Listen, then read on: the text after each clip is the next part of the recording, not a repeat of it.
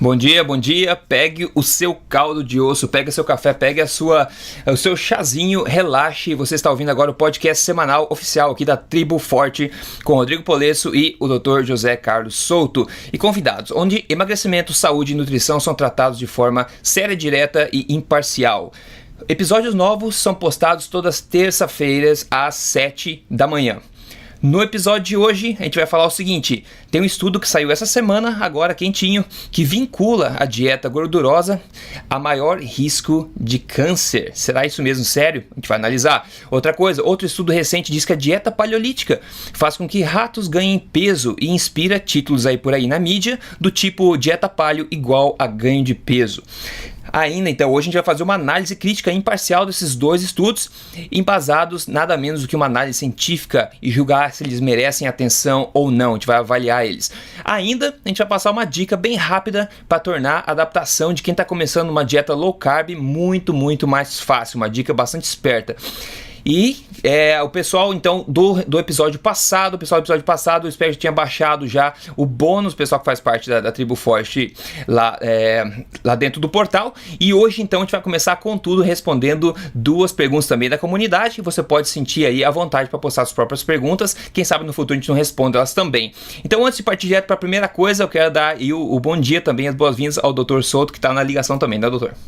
Bom dia a todos. Bom dia, Rodrigo. Prazer falar com você. Ótimo. Então vamos começar agora com o segundo podcast. Ainda estamos aí em ritmo inaugural aqui dessa nossa iniciativa. Eu espero que a gente possa crescer e inovar cada vez mais e trazer realmente o melhor conhecimento que existe aí na nutrição mundial ao alcance de todo mundo, né? Aquela questão que a gente falou de encurtar a distância entre a melhor nutrição mundial e qualquer pessoa aí no Brasil. Ótimo. Então, antes de partir direto para a análise dos estudos e também a questão aí da dica especial e tudo mais, eu quero responder, ou melhor, eu vou fazer duas perguntas aqui que o pessoal mandou, né, da comunidade mandou, e o Dr. Souto não sabe quais são, então tudo aqui é improviso, tudo ao vivo mesmo. Então eu vou fazer a pergunta para você, Dr. Souto, tudo bem? Tudo, manda. Vamos lá. A primeira pergunta, acho que muita gente está interessada na resposta. O Wagner Borgo, ele fala o seguinte: olá, Rodrigo, no seu livro você não aborda com detalhes a questão das bebidas alcoólicas. Ele pergunta: gostaria de saber sobre o impacto e ação no organismo relacionado ao uso de bebidas alcoólicas do tipo cerveja, destilados, vinhos, cachaça, etc. Qual o impacto do álcool nessa questão do organismo, doutor? Essa é uma pergunta muito boa, é uma pergunta que é importante para a maioria das pessoas, porque não que todo mundo beba todos os dias, mas todo mundo vai ter um episódio, né, alguma situação social, uma festa, alguma coisa onde vai querer beber um pouquinho. Então, a primeira coisa é o seguinte: existe uma ideia por aí de que o álcool se transforma em açúcar. Tá? Essa ideia não procede, tá? O álcool não se transforma em açúcar. Ele é metabolizado de forma semelhante à gordura. Ele é metabolizado no fígado, ele é metabolizado para energia, mas ele não se transforma em açúcar. Nós temos que primeiro diferenciar aquelas bebidas alcoólicas que contêm, além de álcool, açúcar ou algum outro tipo de carboidrato. Tá? É o caso da cerveja, por exemplo, que contém uma quantidade grande de carboidrato na forma de maltose, que é um tipo de glicose de carboidrato presente nos cereais. E naturalmente bebidas doces, como um vinho suave, como um espumante doce, como um drink adoçado com açúcar, não ajudam o tipo de dieta que nós estamos propondo. Agora, e o efeito do álcool propriamente dito? Aí eu diria que é uma questão de quantidade. Se a pessoa beber uma pequena quantidade de álcool, o que seria até 2 doses para um homem ou até 1 dose para uma mulher, vocês podem depois dar uma olhada na internet o que significa uma dose. Por exemplo, uma dose é um cálice, no caso do vinho, é um pequeno copinho, no caso de um destilado. Tá? Então essas pequenas quantidades, até 2 doses por dia, não parecem ter nenhum impacto em dieta de baixo carboidrato, tá? Em dietas cetogênicas, inclusive. E eu acho que é uma coisa que pode ser incluída, assim, no estilo de vida, sem problema. Ou seja, beber com moderação, aquilo que a gente normalmente já escuta como uma recomendação de saúde, pode ser incluído, sim, dentro do estilo de vida. Ah, perfeito. Acho que o bom senso se aplica bem isso aí. Quando se torna um hábito muito seguido, eu acho que todo mundo sabe que tem uma coisa errada, né? Seguinte, uma segunda pergunta pra gente depois já partir direto pra análise desses dois estudos aí polêmicos, super polêmicos. A Paty, ela pergunta o seguinte: o que usar para adoçar um eventual café? Bom, Paty, eu sou alguém que era viciado em açúcar. Tá? Eu também. Eu realmente, assim, quem me conheceu no passado vai me lembrar de alguém que tinha que adoçar tudo, que em refeitório de hospital, se alguém não comia a sua sobremesa, eu comia a minha sobremesa, a sobremesa da pessoa do lado. Tá? Então, por que eu estou mencionando isso? Para dizer que realmente esse vício no doce é uma coisa que passa com o tempo. Quer dizer, hoje eu sou uma pessoa que eu tomo meu café puro, eu tomo meu café sem nada. Tá? Mas eu entendo essa pergunta porque quando eu comecei a fazer uma modificação na minha dieta 5 anos atrás, tá? Naquela época eu precisava muito do gosto doce porque eu estava saindo do vício. Eu costumo comparar o uso do adoçante como uma estratégia semelhante ao do fumante que para de fumar, mas ele ainda é viciado na nicotina, então ele precisa utilizar adesivos de nicotina, por exemplo, para conseguir superar a falta daquele vício. Tá? Então, eu acho que o adoçante ele deve ser usado como se usa o adesivo de nicotina. A pessoa que usa um adesivo de nicotina não tem como objetivo usar adesivo de nicotina o resto da vida. A pessoa quer usar o adesivo de nicotina para se desligar do cigarro e com o tempo ela também vai se desligar do adesivo de nicotina. Então eu acho que o seu objetivo no longo prazo deve ser tomar o café puro, sem açúcar, ok? Mas nesse momento o adoçante não calórico é uma alternativa, tá? Existem vários, existe polêmica na literatura sobre o uso dos adoçantes, eu vou dar aqui a minha opinião. Tá? Provavelmente o adoçante que causa menos polêmica é a estévia, porque a estévia é de origem natural, tá? E não calórica. Tá? Nós temos também os adoçantes não calóricos tradicionais, como ciclamato, sacarina, sucralose, ok? Esses adoçantes, segundo alguns estudos, eles podem aumentar um pouco a resistência à insulina, o que é uma coisa ruim. Mas esses estudos usam doses bem elevadas, usam a dose máxima tolerada PDA por dia, o que equivaleria a tomar, se não me engano, não me lembro se eram 10 ou 12 latinhas de Coca Zero. Tá? Então, se a pessoa quiser pingar algumas gotinhas do adoçante artificial da sua preferência, ou preferencialmente stevia no seu cafezinho, não tem nenhum impacto. Tá? E aqui fala, Rodrigo. Eu vou dar um parênteses, eu vou já começar a criar inimizade com o pessoal. Tem muita gente que fala que, mas stevia tem um gosto ruim. Fala, pessoal, vamos parar de ser mimado, né? A verdade é essa, vamos parar de ser mimado, reclamar, que realmente, na minha opinião também, eu também tomava com açúcar no passado, comecei a tomar sem açúcar, e eu acho que isso ficou muito melhor. Hoje eu consigo sentir o gosto do café, apreciar as diferenças entre o café, e é uma adaptação tão rápida que vale a pena tentar. No começo você vai estranhar, mas são poucos dias você já acostuma. E outra coisa, em vez de você adoçar o cada café, eu diria assim, que ela perguntou como adoçar um eventual café. Eu falaria, se você gosta de café, torne esse café menos eventual, pode ser uma coisa mais seguida e sem adoçante nenhum, por que não? Eu costumo dizer assim, nós falamos há pouco de bebida alcoólica, tá certo? Vamos pegar, por exemplo, o exemplo de um vinho seco, um cabernet, um vinho encorpado. Tá? Aquilo não é doce, e se a gente pegar uma pessoa que nunca bebeu, ela vai achar amargo, ela vai achar ruim, ela não vai gostar.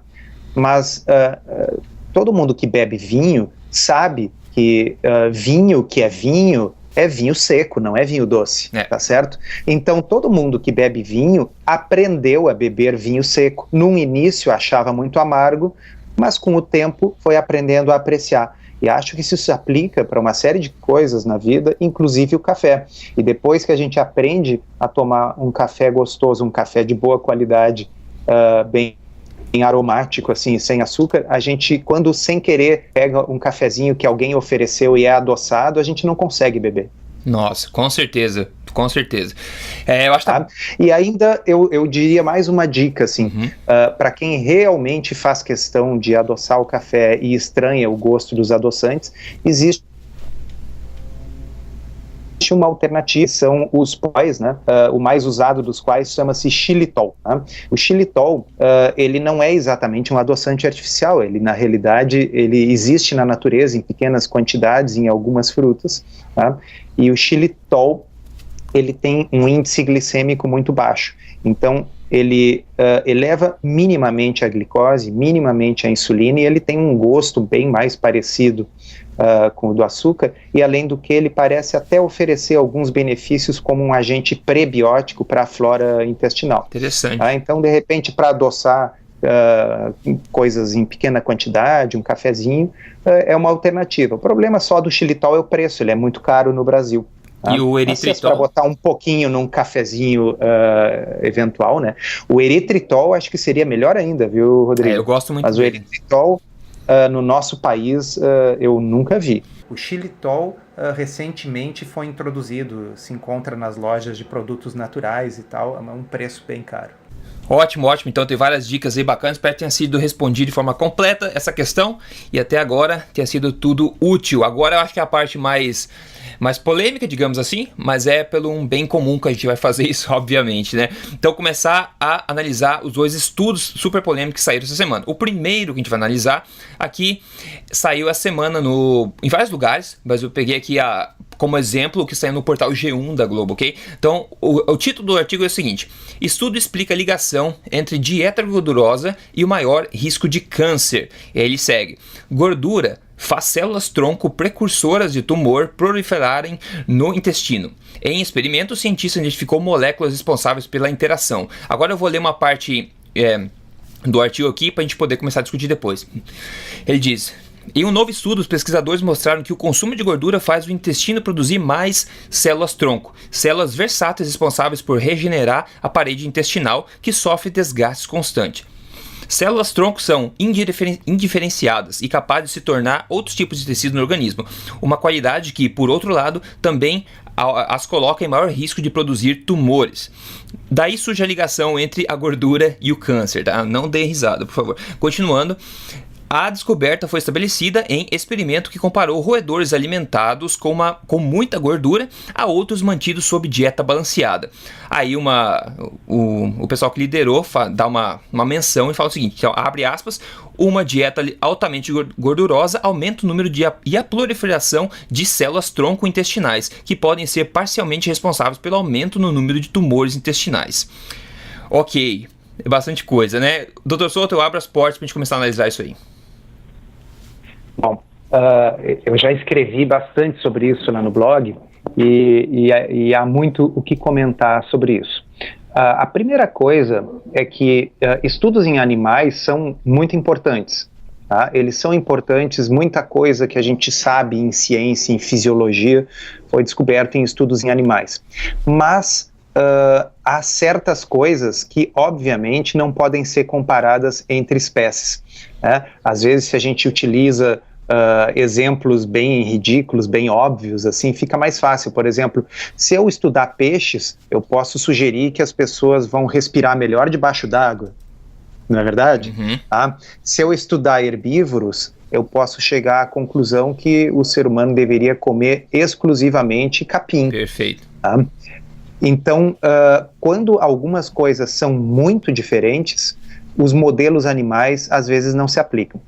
A questão fundamental é a seguinte: antes da gente dar credibilidade para um exame desse tipo, a gente obviamente tem que ver o quê? Se isso já foi examinado em seres humanos. Resulta que esse assunto já foi examinado em seres humanos, ok? Então, vamos colocar da seguinte forma: imaginemos que os estudos em humanos mostrassem que uma dieta rica em gordura aumenta o risco de câncer. Neste caso, se eu desse uma dieta rica em gordura para roedores e esses roedores desenvolvessem câncer, aí eu estaria mostrando, olha, roedores são um bom modelo experimental para eu identificar de que forma a gordura causa câncer. No entanto, se os estudos em seres humanos mostram que a gordura não tem nenhuma relação com câncer em humanos, o fato de que roedores adoecem ou desenvolvem câncer comendo gordura torna-se completamente irrelevante. Bem entendido até aqui? Super bem entendido. Tem um ponto, doutor, eu sei que você quer continuar, mas tem um ponto aqui que saltou nos meus olhos quando eu estava lendo o artigo. Eu só quero mencionar de novo, a gente pode comentar também a respeito disso. Ele fala o seguinte: células-tronco são indiferenciadas e capazes de se tornar outros tipos de tecidos no organismo. Uma qualidade que, por outro lado, também as coloca em maior risco de produzir tumores. Daí surge a ligação entre gordura e o câncer. Eu não estou acreditando que o pessoal fez essa ligação de gordura e câncer baseado na ideia de que células-tronco são capazes de se tornar qualquer coisa, inclusive tumores de câncer. É assim, ó. A expressão que eu utilizei no blog uma vez quando eu escrevi isso é que algumas coisas são explicações complexas para fenômenos fictícios. Certo? E o exemplo que eu dei foi a história da fada do dente. Não é um exemplo meu, é um exemplo de uma médica americana chamada Harriet Hall. E a Harriet Hall, ela criou essa fábula da fada do dente. Ela diz assim: vamos imaginar que um cientista resolve estudar a fada do dente e queira saber coisas do tipo: será que a fada do dente vai dar mais dinheiro para um dente menor ou para um dente maior? Será que à medida que eu vou perdendo dentes eu recebo um valor maior debaixo do meu travesseiro, tá certo? E tu vai construindo toda uma teoria complexa para explicar como é que funciona o fenômeno da troca do dente de leite da criança pelo dinheiro dado pela fada do dente, etc. E lá pelas tantas as pessoas constroem uma grande teoria unificada de como funciona a fada do dente e ninguém lembra de perguntar se a fada do dente existe ou não. Tá certo? Então, assim, antes de pegar e explicar que a ativação de determinados genes faz com que prolifere as células-tronco e essa proliferação das células-tronco facilita o eventual desenvolvimento de tumores, convém verificar se gordura causa câncer ou não. Tá certo? Isso é a parte fundamental. E o fato é, em humanos, isso não acontece. Tá? Como é que eu posso dizer que isso não acontece? Porque isso já foi estudado da forma que se tem que estudar isso em humanos, que é o ensaio clínico randomizado. Certo. Vamos falar um minutinho sobre ensaio clínico randomizado? Vamos falar, sim, eu acho que é importante. Ensaio clínico randomizado é um nome complicado para uma coisa que vocês vão entender, é bem simples.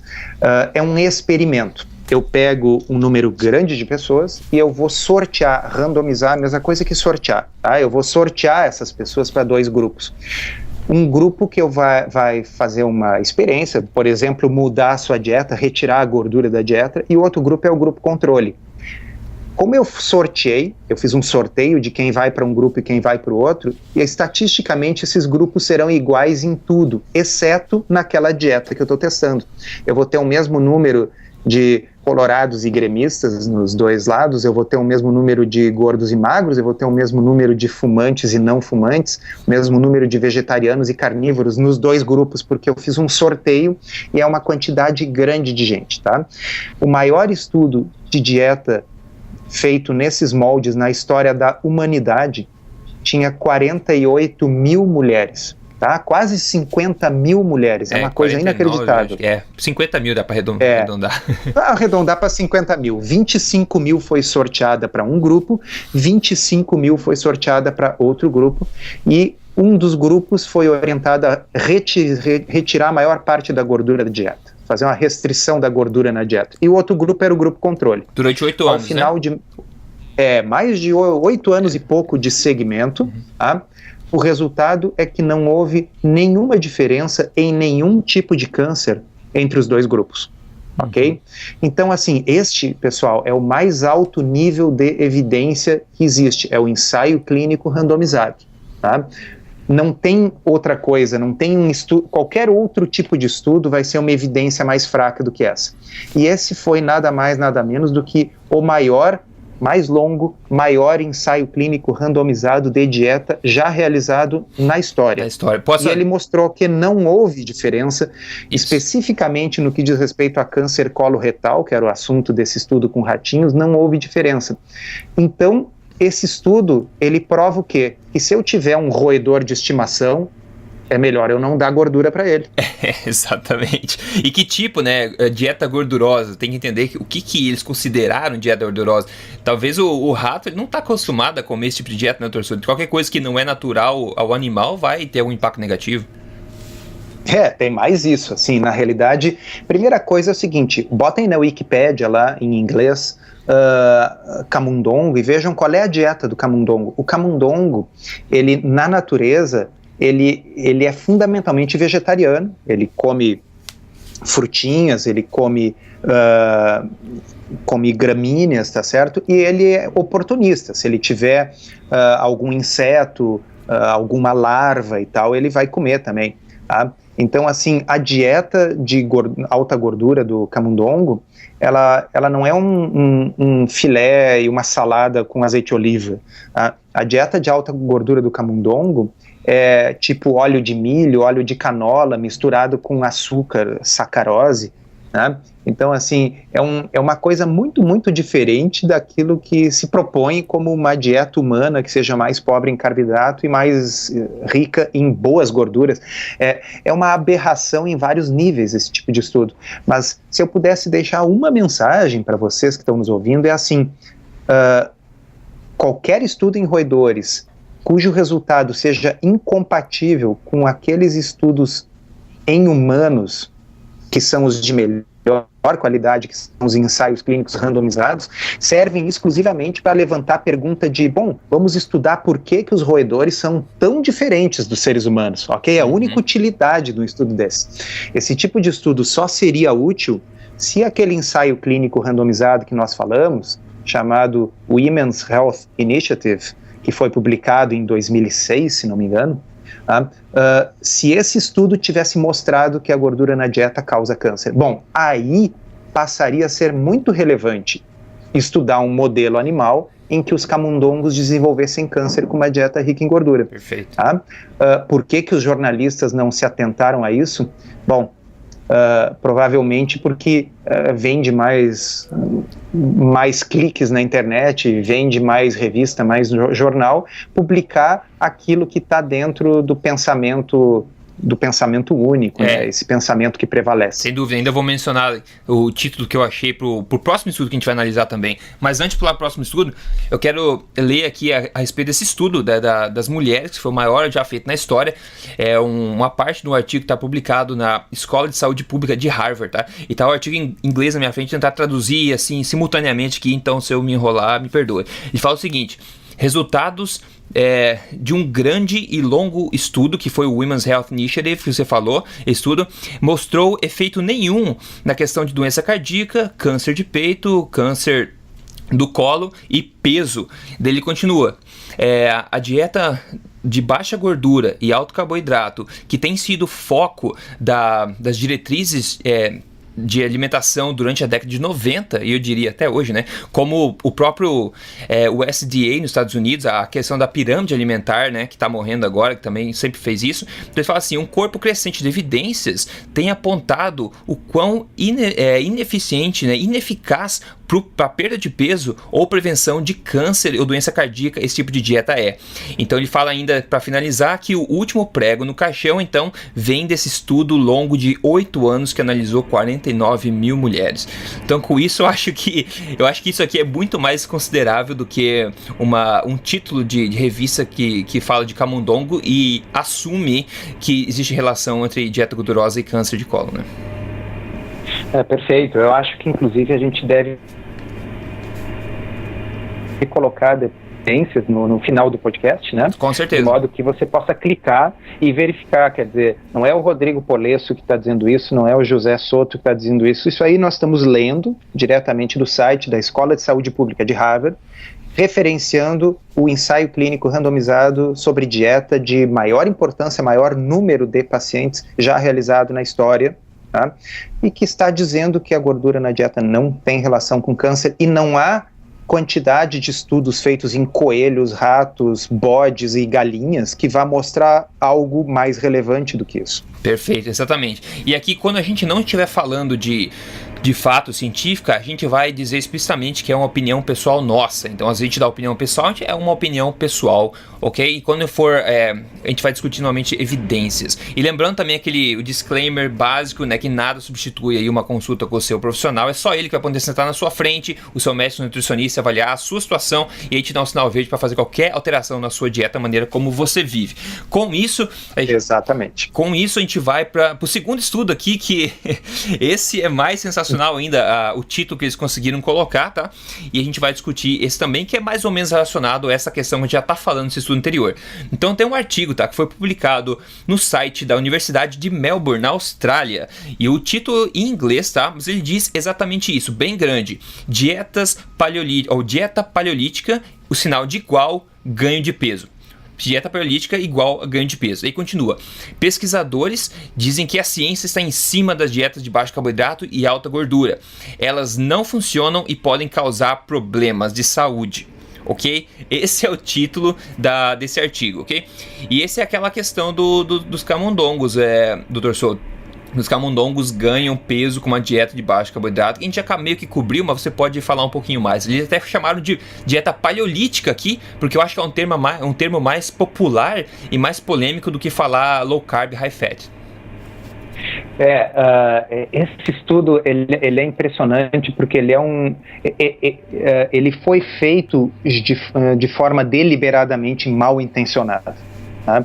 Ele foi desenhado por um sujeito, um autor, que nas redes sociais o autor desse estudo fala raivosamente contra a dieta paleolítica, tá certo? Uhum. Então, ele já partiu do pressuposto: eu vou desenhar um estudo para mostrar que esta dieta é ruim. Tá? Como é que ele fez isso? Bom, primeiro, ele escolheu uma espécie, o camundongo, tá?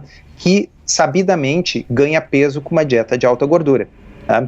Uma vez, quando escrevi no meu blog, eu botei ali assim a foto de um bode, né, bem gordinho, bem barrigudo, e coloquei embaixo uma legenda assim: o estudo de bodes prova que comer capim engorda. Ok?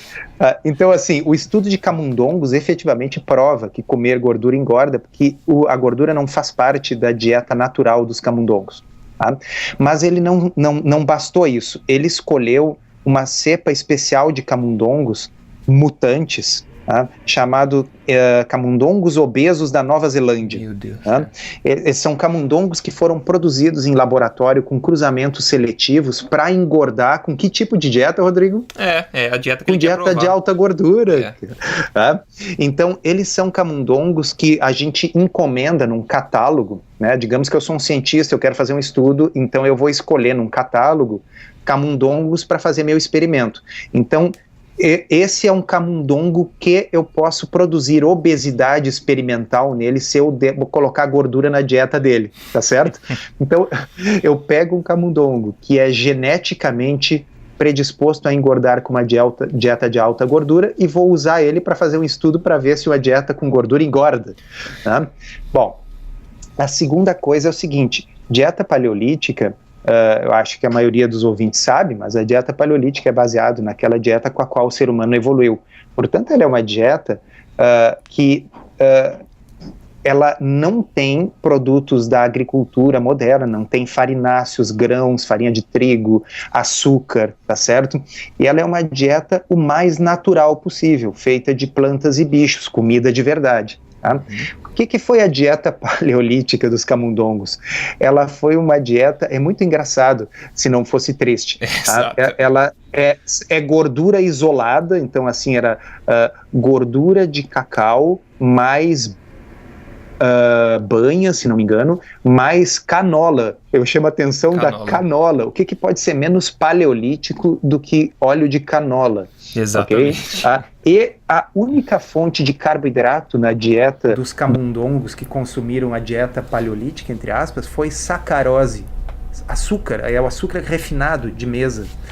Então os pesquisadores pegaram estes animais que já foram pré-selecionados para ganhar peso numa dieta com mais gordura, deram para eles uma dieta com gorduras artificiais e refinadas, cuja única fonte de carboidrato era açúcar de mesa, sacarose. Chamaram isso de dieta paleolítica, que é o cúmulo do absurdo, e publicaram então que dieta paleolítica engorda. Mais uma vez, o exemplo é semelhante ao anterior. Antes de verificar se é relevante ou não o fato de que roedores comendo canola com açúcar engordam, vamos ver os estudos de dieta paleolítica em seres humanos. Certo. Existem ensaios clínicos randomizados, como a gente já explicou, aquele estudo em que a gente sorteia as pessoas, dá uma dieta para um grupo.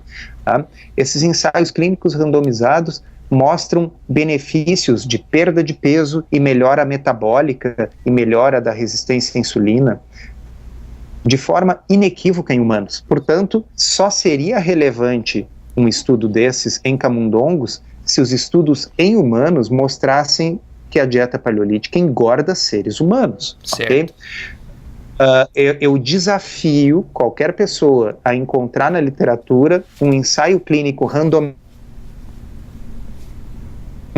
que mostre que uma dieta de carboidrato produz ganho de peso em humanos. Eu desafio qualquer um. Tá? Existem alguns estudos que mostram que uma dieta de baixo carboidrato é eventualmente equivalente a um outro tipo de dieta, mas eu desconheço, e olha, eu já li bastante essa literatura, você certeza. Também, né, Rodrigo? Assim, não existe. Então, quer dizer, é uma explicação complexa para um fenômeno fictício, mais uma vez. Perfeito. No entanto, a mídia publica esse tipo de coisa e o seu amigo, seu pai, sua mãe vão pegar e mostrar, olha aqui o estudo mostrando que aquela dieta que você faz é ruim, vai te engordar, mas vai te matar, vai dar isso que eu ia dizer, exatamente isso que eu ia dizer. Eu acho um absurdo além da imaginação, como é que, por exemplo, uma universidade, que nem a Universidade de Melbourne, na Austrália, que supostamente deveria ser uma universidade séria, posta uma coisa dessa. Eu não cheguei a analisar no Brasil, Dr. Soutos, como é que saiu essa mensagem, mas você viu em algum lugar sendo publicado? Olha, por sorte, Rodrigo, essa aí da Austrália não chegou a ser repercutida no Brasil, porque essa da Austrália realmente foi bizarro, né? Inclusive, existem autores pedindo a retratação desse estudo. Ele foi tão mal feito, ele foi tão mal intencionado, que realmente vários autores cientistas no mundo estão escrevendo para a revista científica que publicou esse absurdo, Nature, solicitando a retratação, quer dizer, que a revista retire da literatura científica esse estudo, porque ele é muito absurdo, ele foi mal intencionado, ele foi feito com o único objetivo de enganar quem lê. Eu considero isso um crime, na verdade, um crime contra a humanidade, divulgar esse tipo de coisa. Nem todo mundo é expert em nutrição, na verdade a minoria das pessoas sabe avaliar o que está lendo. Então uma pessoa normal do dia a dia, ela vai olhar para pessoas de autoridade e aparente autoridade que estão passando a mensagem. No caso, revistas são consideradas de autoridade. Imagina, Universidade de Melbourne considerada de autoridade, um estudo científico considerado autoridade. Então as pessoas não vão questionar, que nem o Dr. Souto falou, ela vai ler esse dieta paleolítica igual a ganho de peso e vai começar a falar mal disso. E se ela está tentando no momento, ela vai parar de fazer isso. Isso, na minha opinião, é um crime sem medidas contra a humanidade mesmo, e a revista que publicou foi a revista Nature, e eu acho realmente um absurdo que eles conseguiram acabar aceitando uma publicação desse tipo, né? Mas agora eu fico feliz que você está ouvindo aqui o podcast da Tribo Forte, porque assim você fica protegido de fazer o nosso máximo aqui para realmente proteger você ao máximo contra essa má informação disponível aí ao redor do mundo, né não, Dr. Souto? E eu estou muito feliz que agora nós vamos ter esse podcast semanal com data e hora certa para ser publicado toda semana, porque vocês podem contar que a cada terça-feira vocês vão ficar sabendo a análise que aconteceu na semana anterior, tá? E esse tipo de coisa, pelo menos para aqueles que participam do Tribo Forte, que participam do meu blog, esse tipo de coisa não vai passar batido. Com certeza, com certeza. E tirando também a gente vai trazer convidados ao longo do tempo para cá também bater um papo, a gente vai responder perguntas da comunidade, ou dar dicas, a gente tá passando dica, tem a dica que vem agora em seguida também, a respeito do pessoal que se adapta a low carb. Mas então, só fazendo um parênteses, o pessoal que, como é uma iniciativa nova, a Tribo Forte é uma iniciativa nova, esse é um podcast, tá 100% gratuito, que ele faz parte, eu chamo de podcast da Tribo Forte, mas a Tribo Forte é um portal de conteúdo privilegiado, onde tem ferramentas para medir seu peso, receitas, tem documentários legendados em português, tem acesso a perguntas diretas por Dr. Souto lá dentro, tem um mar de coisa, de informação lá dentro que te ajuda realmente a manter esse estilo de vida, a construir um estilo de vida saudável. O que eu me falo, é um seguro de saúde, que é o único seguro de saúde que te ajuda a viver melhor, na verdade. Mas eu vou falar mais sobre isso rapidinho. Em qualquer momento você pode, aí embaixo aqui do podcast, tem um botão que você pode ir para uma página que vai te explicar direitinho o que é essa Tribo Forte, o que é esse projeto novo que tem o objetivo de mudar a forma como o Brasil entende saúde, entende emagrecimento, ok? Então vai ficar bastante feliz, Dr. Souto, de encontrar você lá dentro como membro. E fazendo isso, você também acaba aí auxiliando a gente, suportando essa iniciativa nossa, ajudando a gente a fazer cada vez coisas de mais qualidade.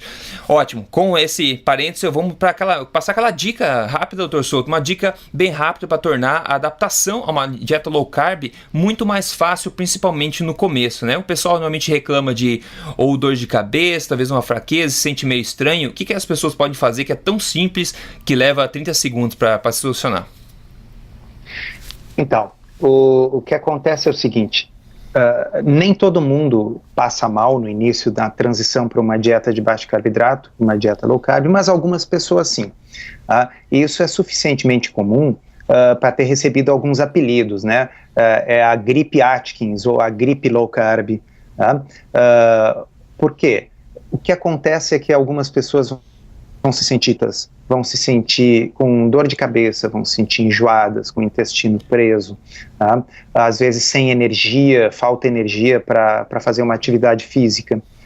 E a maioria das pessoas pensa que isso é por falta de glicose, e eu sempre digo, quando alguém fala isso, diz, olha, experimenta pegar um aparelhinho, aquele do diabético, o glucosímetro, e medir a sua glicose nessa hora que você está se sentindo assim. E as pessoas se surpreendem que a glicose dá normal, porque na realidade a glicose ela é mantida estável pelo fígado, ela não precisa vir da dieta, né? Certo. Então, o problema não é a glicose, o problema é aquilo que a gente chama de um desequilíbrio hidroeletrolítico, quer dizer, um desequilíbrio da quantidade de água e de eletrólitos, e os principais eletrólitos são sódio, potássio e magnésio no corpo.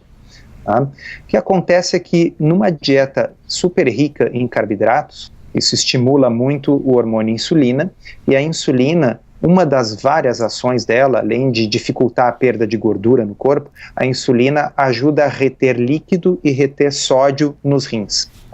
Esse é um dos motivos pelos quais a síndrome metabólica, aquela situação onde a pessoa tem insulina cronicamente alta, além de ganho de peso, muitas pessoas ficam hipertensas, ficam com pressão alta porque elas retêm sódio e retêm água.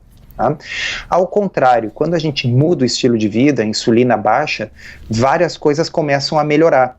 E uma das coisas que melhora é essa retenção de líquido e essa retenção de sal. Só que aí a pessoa que está acostumada a ouvir as recomendações tradicionais, ela já vinha cuidando para comer pouco sal, ok? Todo mundo ouve todos os dias e lê todos os dias que deve comer pouco sal. Então a pessoa já vinha cuidando para comer pouco sal e agora ela está comendo pouco sal e pouco carboidrato. Aí o corpo começa a perder sal, começa a perder água e aí a pessoa começa a ficar tonta, com dor de cabeça, com fraqueza, com cãibras, ok? Então a dica, como o Rodrigo disse, é muito simples, é super simples. A gente tem que repor o sal, nós temos que consumir uma quantidade maior de sal.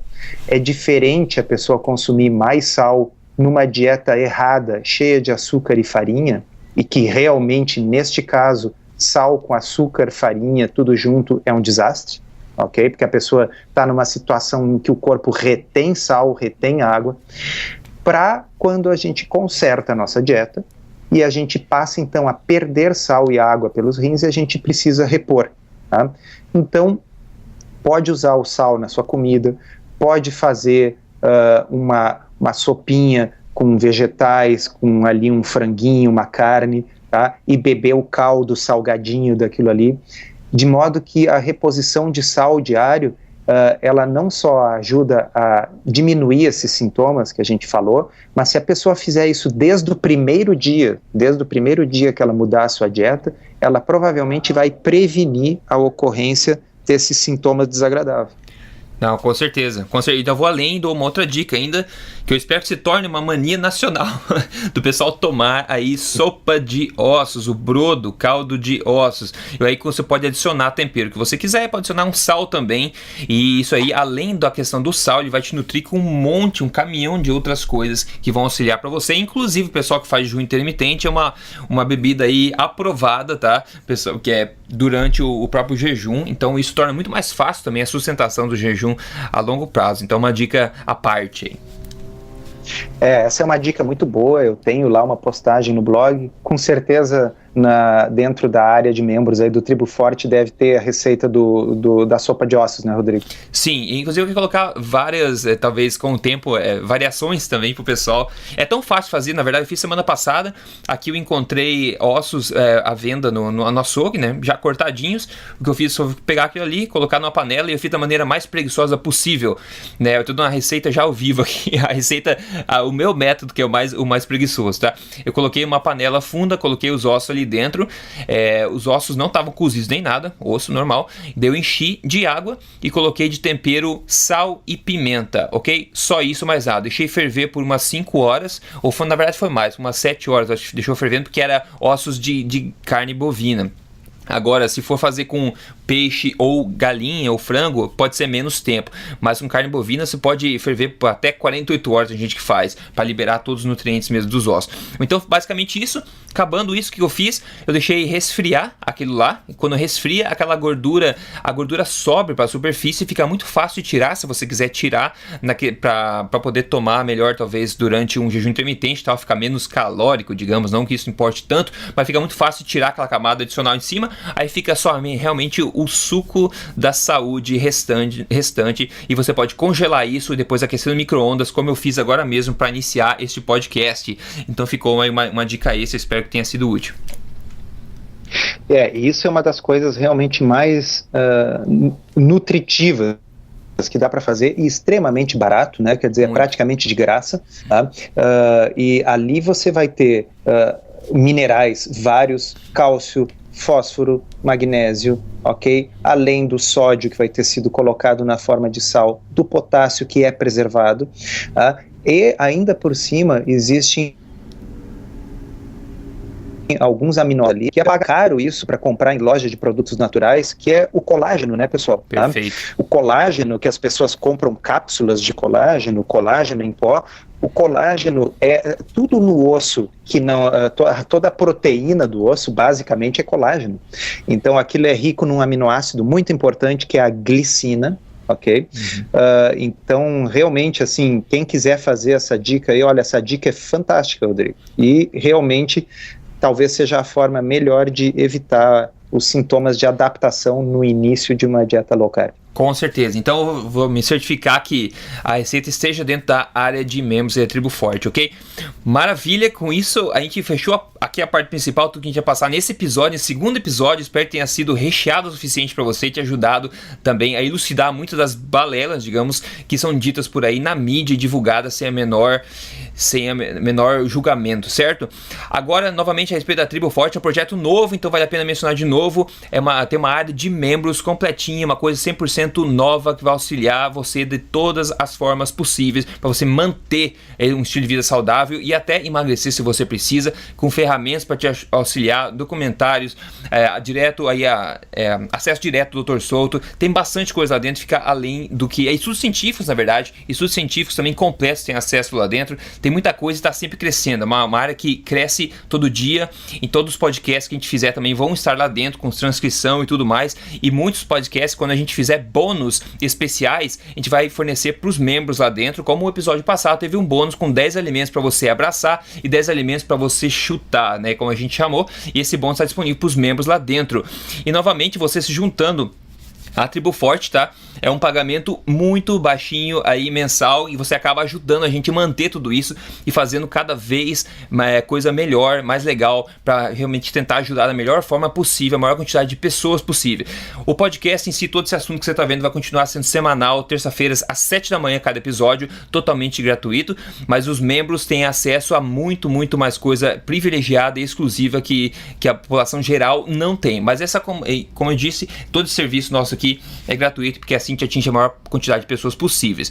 Com isso, Dr. Souto, vou deixar você dar a palavrinha final e eu acho que a gente vê o pessoal na próxima terça-feira, às 7 da manhã, pro próximo episódio.